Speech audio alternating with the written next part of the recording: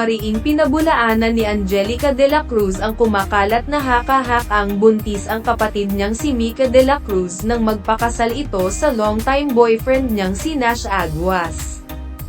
Nangyari ang kasalang Mika at Nash sa Adriano's Events Place and Prayer Garden, sa Tagaytay City, noong Sabado, May 18, 2024. Ikinagulat ito ng mga tagahanga ni Mika at Nash.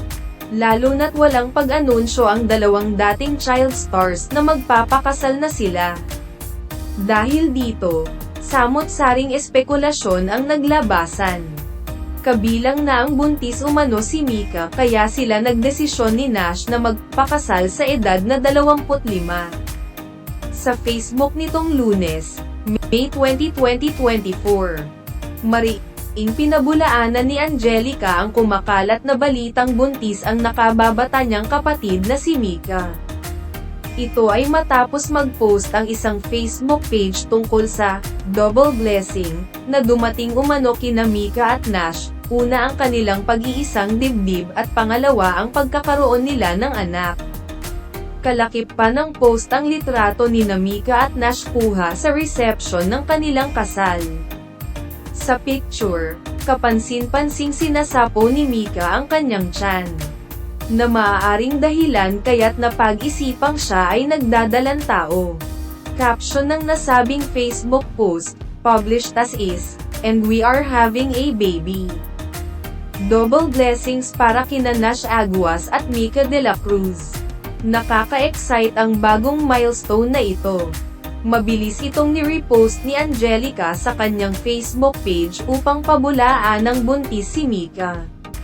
Paglilinaw ni Angelica, published as is, "My sister is not pregnant po, please make sure na totoo bago po kayo mag-post, salamat. How I wish totoo, Mika de la Cruz PL's baby girl, wala pa tayo babae sa family." October 20, 2018, inamin ni Mika at Nash sa publiko ang kanilang relasyon. Sa eksklusibong panayam ni Mika sa pep.ph, Philippine Entertainment Portal, noong October 8, 2018, sinabi niyang botong-boto si Angelica kay Nash. Sa katunayan, si Nash lang daw ang pinayagan ng ate niyang manligaw sa kanya. Kilala niya kasi simula bata, natatawang paliwanag ni Mika. Kitang-kita naman ito sa reaksyon ni Angelica nang ikasal na si Mika kay Nash. Sa sobrang kasiyahan, naging emosyonal pa si Angelica nang makitang naglalakad papuntang altar si Mika. Mismong si Nash na ang umaming childhood crush niya si Mika bago pa niya ito maging kasintahan. Sipag at tiyaga, nakangiting sabi ni Nash kung paano niya napasagot si Mika. "Actually, nagulat nga ako na 1 year lang. May tendency siya na pwedeng tagalan niya ng 3 years or 4 years. Bully yun eh. Wala naman akong paki kasi parang sobrang swerte ko na nga na nagkita kami ulit." Kung tutuusin daw ay mas matagal ang ipinaghintay ni Nash dahil 7 years old pa lang siya ay super crush na niya si Mika.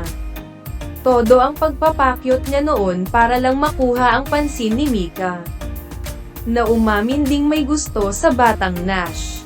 Tandang-tanda pa ni Nash na December 2008 nang magsabihan sila ng "I love you" ni Mika sa kanilang palitan ng text messages. 7 ako nun. Christmas yun. Nung nag-I love you, ako sa kanya. Nag-I love you too. Di tuwang-tuwa ako. Tas biglang nung Magno Noche Buena na, sabi niya, as a friend lang yun, ha? Baka kung anong isipin mo. Ha ha ha. Sobrang lungkot ng Pasko ko. Gusto na raw, sumuko, ni Nash noon, pero hindi pa rin agad nahinto ang pagkakagusto niya kay Mika. Kwento pa ni Nash, umaasa pa rin ako. 6 years ko siyang naging crush. Diba? Uso nun kapag may crush ka, may first crush, may second crush, may third crush. Wala akong ganun. Siya lang talaga ang crush ko. Legit. Sina Nash at Mika ay magkasabay na lumaki sa defunct ABS-CBN kid-oriented gag show na Goan, Bulilit. Bukod dito ilang TV shows pa sa ABS-CBN ang pinagsamahan nila gaya ng serye na Dahil May Isang Ikaw, 2009, Gun and Roses, 2011, at Love You, 2012, at pelikulang Tiyanak, 1988.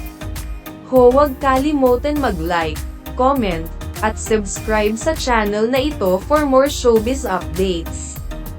Thanks for watching.